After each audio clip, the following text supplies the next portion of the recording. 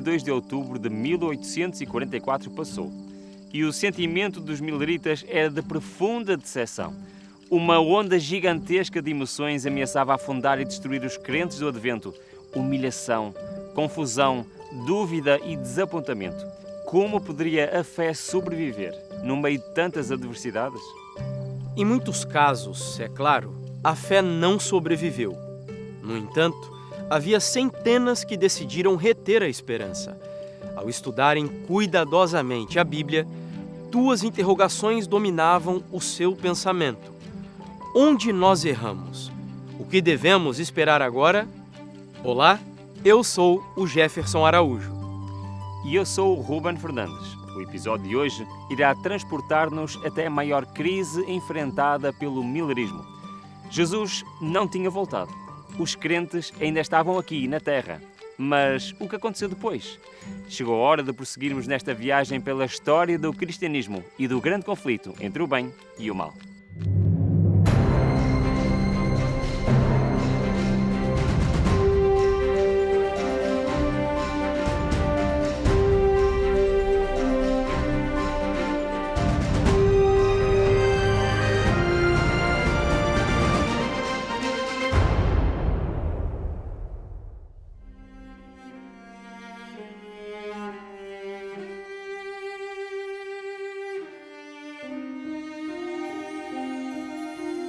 O desapontamento foi algo terrível para os seguidores da mensagem do Advento. Eles acreditavam fielmente que a última advertência ao mundo foi anunciada e, por isso, renunciaram a tudo por Jesus Cristo. Mas ele não veio.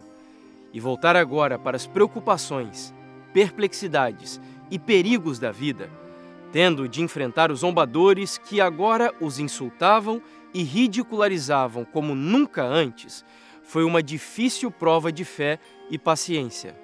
No final de outubro de 1844, o peso adicional por terem de enfrentar o escárnio da sociedade complicou ainda mais a vida dos mileritas. Como Miller escreveu, parecia que todos os demónios do abismo tinham sido soltos sobre nós. Aqueles e muitos outros que clamaram por misericórdia 2 dias antes, agora estavam misturados com os rebeldes e zombadores, ridicularizando e ameaçando da forma mais blasfema possível. Algumas publicações daquela época noticiaram o grande desapontamento com palavras de sarcasmo e zombaria. A crise maior do milerismo havia chegado. A decepção de outubro foi devastadora para o movimento, pois os mileritas depositaram todas as esperanças em uma data específica. A reação dos que combatiam o milerismo foi bastante intensa. Para citar apenas um dentre vários casos, uma das publicações de Garrison declarou a 8 de novembro de 1844 que Miller e seus seguidores foram seduzidos por uma fantasia mental deplorável. Himes foi um dos mais atacados, sofrendo várias injúrias públicas. Ele foi acusado de enganar pessoas bem-intencionadas, a fim de usar o dinheiro delas para proveito pessoal. No dia 18 de novembro, Miller escreveu para Himes, falando sobre os desafios que enfrentava. Alguns estão perguntando atrevidamente: você não subiu? Até mesmo as pequenas crianças nas ruas estão continuamente gritando para quem passa: você tem um bilhete para subir? A imprensa, de todo tipo mais elegante ou mais popular, na grande Sodoma do nosso país, está fazendo caricaturas da maneira mais vergonhosa das vestes dos santos. Até os púlpitos estão sendo profanados pela repetição dos relatos infames e falsos sobre as vestes da Ascensão. E os religiosos estão usando seus poderes e suas canetas para encher páginas e mais páginas de zombaria nos periódicos mais difamadores do momento.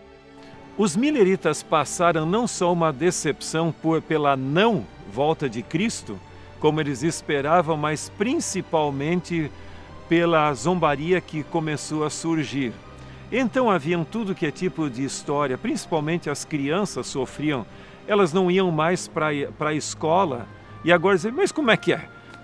Quer dizer que os demais foram para o céu e você ficou aqui na terra? Aquilo foi uma situação bem difícil para eles. e começaram a surgir alguns mitos. E um deles foi o mito das vestes da ascensão, que todos os mileritas haviam preparado vestes brancas e se vestido no dia 22 de outubro para aguardar a segunda vinda de Cristo. Estudos históricos sobre o assunto demonstram que não passa de um mito, que isso não ocorreu. Porque os mileritas mesmos, eles não esperavam usar a sua roupa de ascensão para ir para o céu, mas eles iriam vestidos com o manto da justiça de Cristo que Deus proveria, e não uma veste terrena ali. Outra coisa, alguns também diziam que todos estavam ali na Rocha da Ascensão, na fazenda de Guilherme Miller, aguardando. As evidências históricas mostram que alguns estariam ali, principalmente Josué Himes, que era o amigo mais próximo de Miller e seu colaborador principal, com sua família. Mas os milleritas mesmos, eles ficaram em sua maioria nos seus próprios lares, em oração, introspecção, aguardando o momento em que Jesus haveria de despontar nas nuvens dos céus para a salvação. Mas não havia disso de levar vestes para o céu.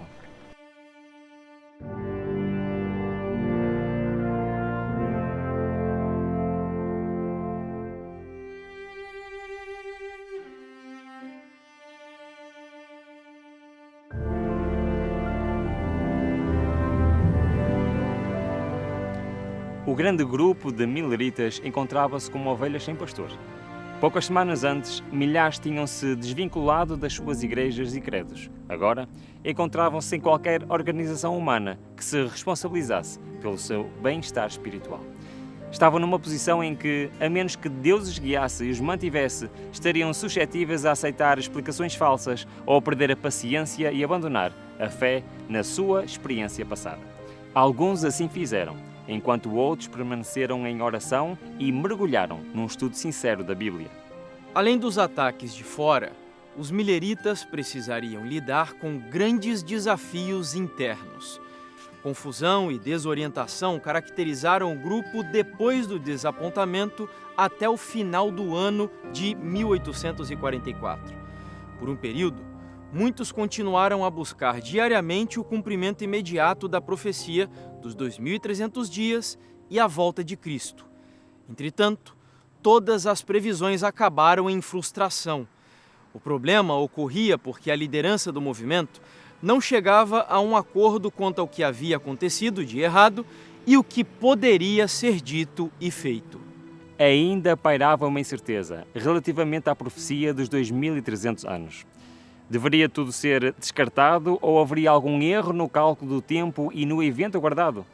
Com o passar dos dias, a união do movimento começou a desgastar-se. As discussões provocaram a formação de diferentes grupos que começaram a juntar-se em função do tema que defendiam. O millerismo estava a entrar no que alguns participantes se referiam como o tempo da dispersão. A guerra doutrinária se tornou amplamente diversificada e criou divisões. Se por um lado ela foi benéfica e bíblica, por outro ela causou grandes problemas. Em meados de 1845 já existiam cerca de 25 divisões daquilo que fora um único corpo unido. Alguns, na tradição estabelecida pelo millerismo, continuaram marcando datas. É importante ressaltar que Miller e Himes já não concordavam mais com isso, desencorajando os seus seguidores de tal procedimento. Outros milleritas voltaram-se para novas ênfases, que destacavam ensinamentos como o lava-pés, os dons carismáticos, o ósculo santo, o milénio como um evento passado, a porta da graça fechada e um número razoável de outros temas. A discussão era aberta e geralmente acontecia por intermédio da imprensa. Um dos principais pontos de discórdia era a questão da porta fechada.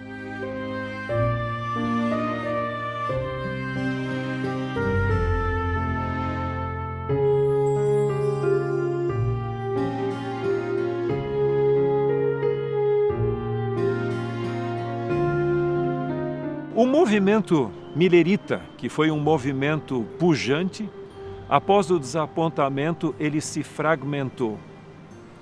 Em realidade, tem uma revista da época que fala de 25 diferentes ramificações, mas sem entrar nesses pequenos detalhes, nós poderíamos resumir em poucas palavras dizendo de que o movimento millerita teve duas grandes fragmentações: aqueles que abandonaram a fé e aqueles que mantiveram a fé.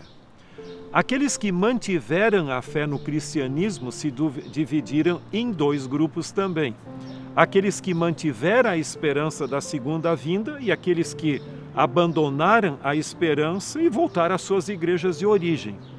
Aqueles que mantiveram a esperança na segunda vinda se subdividiram em dois grupos também: os assim chamados adventistas da porta fechada e da porta aberta. E essa expressão porta aberta e fechada é uma nomenclatura que eles usavam. O que significa isso? Os da porta aberta disseram: não, foi um erro no estudo das profecias, em termos do cálculo profético, e esse movimento continuou marcando datas para a segunda vinda. Ele se subdividiu em dois grupos básicos, e o que dividiu foi aqueles que criam na imortalidade natural da alma, deu origem aos adventistas evangélicos, e aquele grupo que cria na mortalidade da alma, ou da inconsciência do ser humano na morte, e que deu origem aos cristãos adventistas, assim chamados. Por sua vez, o grupo dos que criam na teoria da porta fechada se dividiram também em dois grupos. Um deles eram os assim chamados espiritualizadores, que diziam: Jesus veio em 1844, mas de forma espiritual e não de forma física ou literal. E semelhante a esse grupo está a fé Bahá'í, que crê que em 1844 realmente começou espiritualmente a restauração da verdade. Por sua vez, o outro grupo que deu origem aos adventistas do sétimo dia, e esse grupo ele creu, com base no estudo de Daniel e Apocalipse, que em 1844, ao término das 2.300 tardes e manhãs, ocorreu a transição de Cristo, como fala Daniel 7, onde chegou o ancião de dias, o Filho do Homem, o ancião de dias, os livros foram abertos e começou o juízo. Então, para eles é uma nova fase no ministério de Cristo no santuário celestial.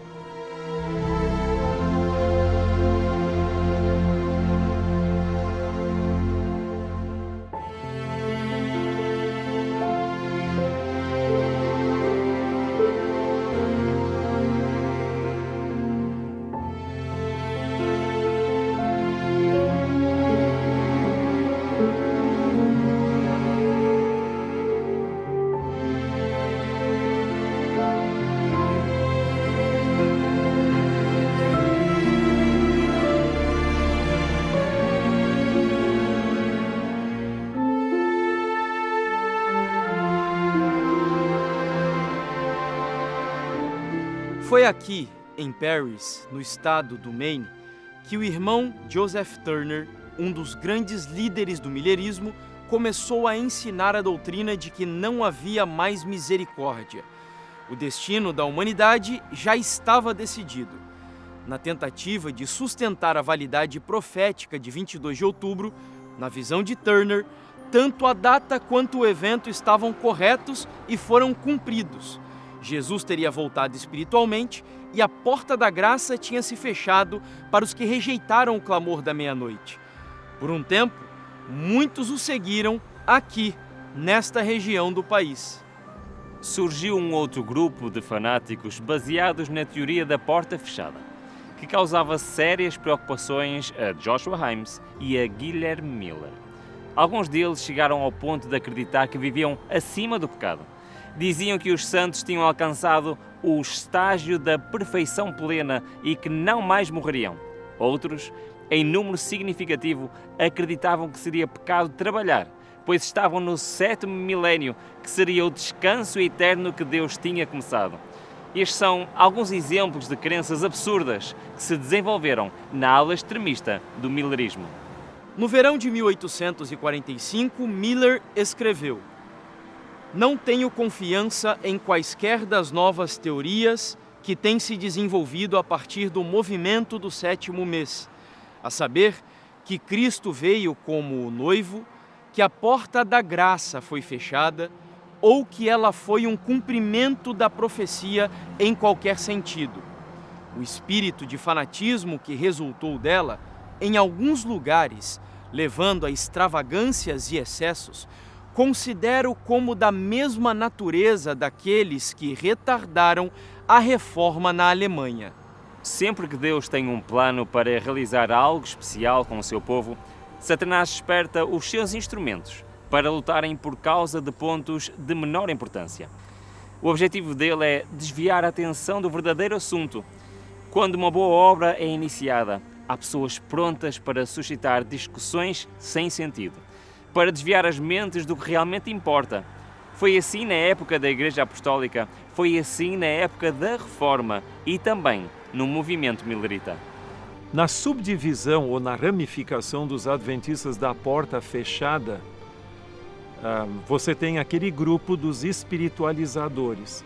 Esses poderiam ser considerados os fanáticos, porque ali ocorreram várias coisas, algumas manifestações até carismáticas, em certo sentido, mas haviam também aqueles que achavam que, de acordo com o texto bíblico, nós temos que nos tornar como crianças. Então, eles até adultos começavam a engatinhar assim no chão e diziam: por que não? Porque nós temos que nos tornar como crianças, então temos que nos humilhar dessa forma.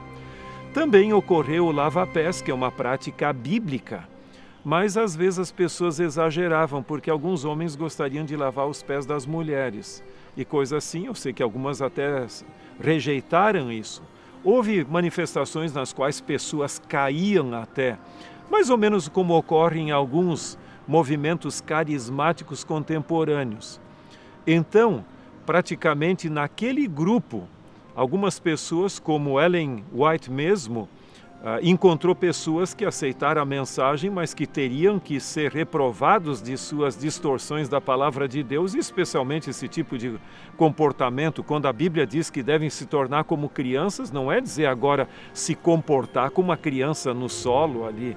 Eu acho que é uma questão de humildade. A criança tem uma inocência, mais ou menos assim, de ser uma criança sem malícia, e nesse sentido de ser uma pessoa, um cristão humilde.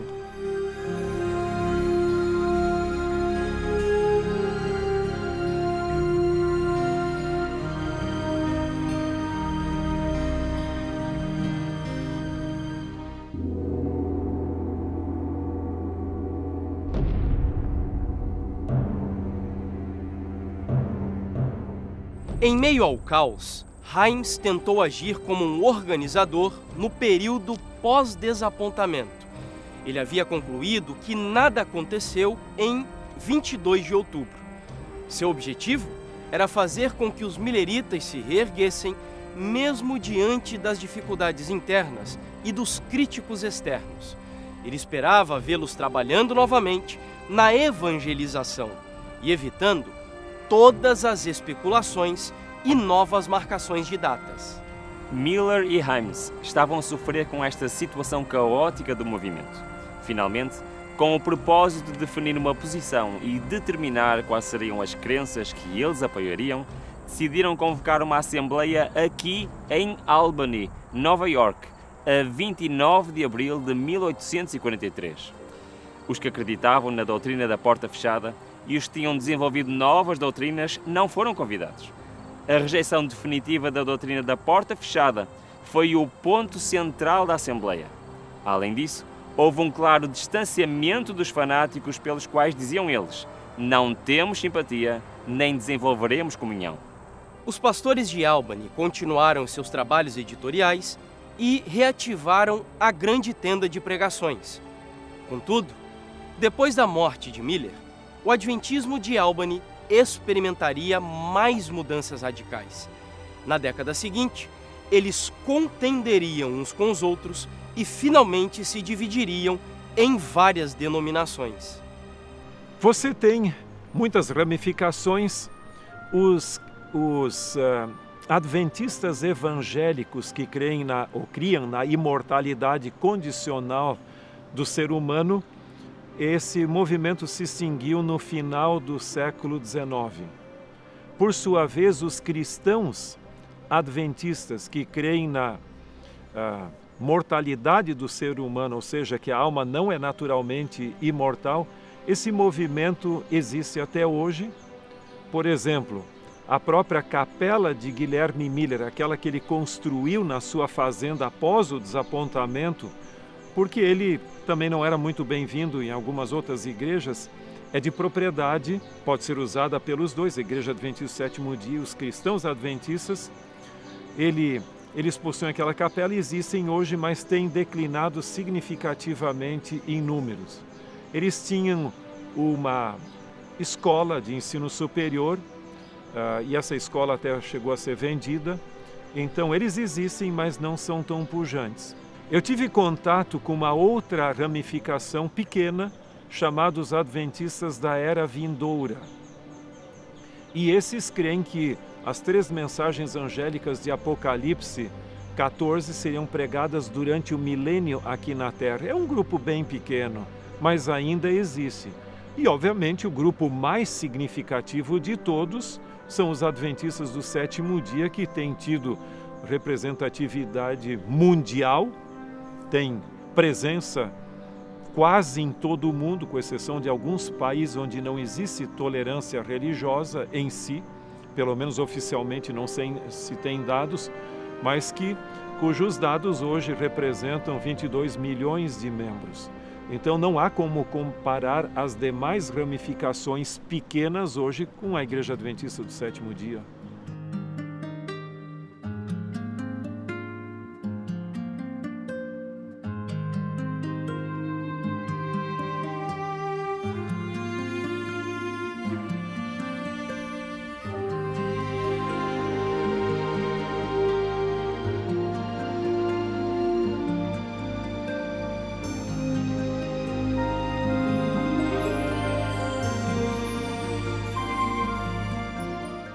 E quanto a Guilherme Miller, o que aconteceu com o grande líder do movimento que levou o seu próprio nome? Miller, apesar de não criar novas expectativas em datas específicas, continuava a aguardar o retorno de Cristo para a sua geração. Ele escreveu: "Tenho fixado a minha mente em outro tempo, e aqui pretendo permanecer até que Deus me dê mais luz. E esse tempo é hoje, hoje e hoje, até que Ele venha, e eu veja aquele por quem a minha alma anseia." Em 1848, Miller mandou construir esta capela aqui na sua fazenda, onde aqueles que continuavam aguardando o advento do Senhor pudessem prestar culto a Deus. A maioria deles foram desligados de suas igrejas, como aconteceu com o próprio Miller. Em seus últimos anos, Miller se manteve fiel, porém frágil. Entre 1846 e 49, ele passou por um período de rápido declínio físico. Miller ficou praticamente cego. O privilégio de ler a sua amada Bíblia não era mais possível para ele. Isso foi desanimador, mas não devastador. "Seria realmente uma época triste e melancólica para mim", escreveu ele para Himes, "se não fosse pela bendita esperança de ver Jesus em breve. E apesar da minha visão natural estar escura, a visão da minha mente está iluminada com a perspectiva de um futuro brilhante e glorioso."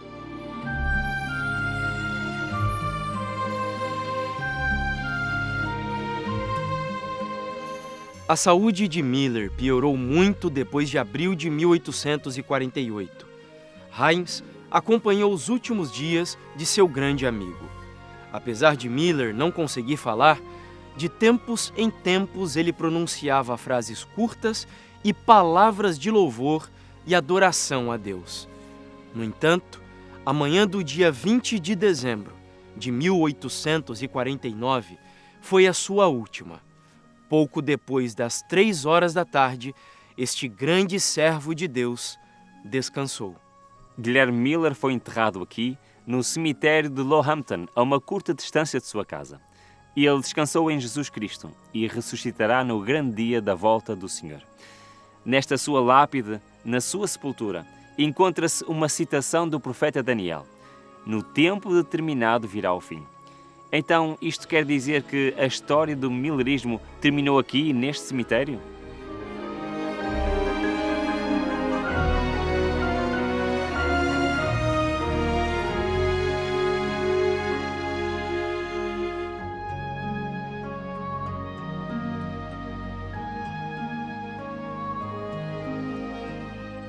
Como já vimos, a Assembleia de Albany, a morte de Guilherme Miller e outros fatores de menor importância fizeram com que 3 grupos existissem por volta de 1852.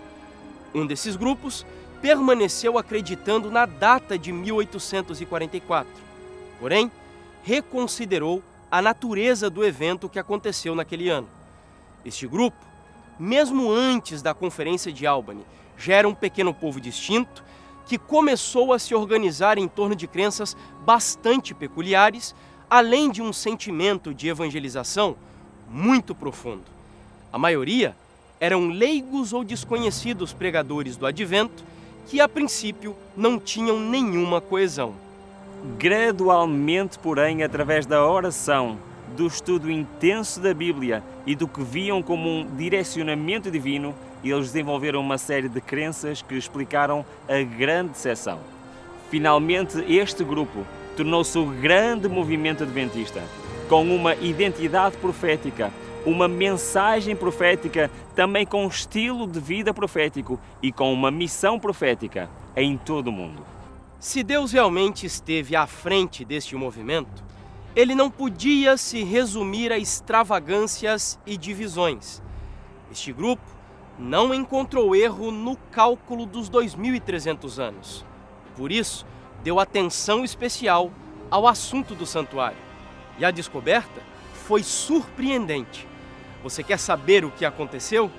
Portanto, não perca o próximo episódio desta jornada incrível pela história do cristianismo e do grande conflito entre o bem e o mal. Até lá!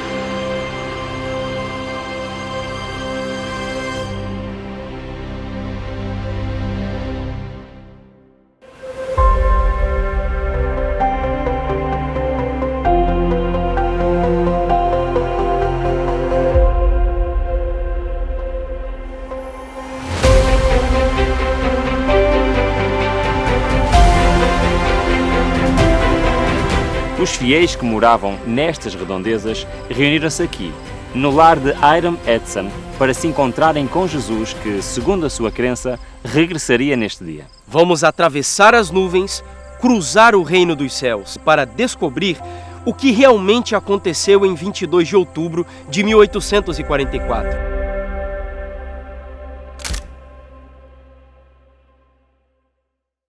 O Grande Conflito Série é uma produção original do Ministério Fé e Evidências em parceria com a TV Novo Tempo de Portugal. Isso significa que nós precisamos do seu apoio para fazer com que estes materiais alcancem milhares e, por que não, milhões de pessoas em todo o mundo. Para que isso aconteça, nós convidamos você a fazer a sua inscrição aqui no nosso canal do YouTube, deixar o seu like, porque isso faz com que a plataforma distribua os conteúdos para um número maior de pessoas. Além disso, não deixe também de acompanhar as nossas publicações em outras redes sociais. E Rubem, existe outra maneira de apoiar esse projeto? Sim, Jefferson, ainda existe mais uma maneira que nos podem ajudar: patrocinando este projeto. Para isso, basta clicarem no link que se encontra em cima, ou então digitalizar o QR Code que está na imagem. Também na descrição vão encontrar todas as informações necessárias para nos ajudar, para patrocinar este projeto e permitir que possamos fazer mais conteúdo semelhante a este. Muito obrigado pela vossa ajuda.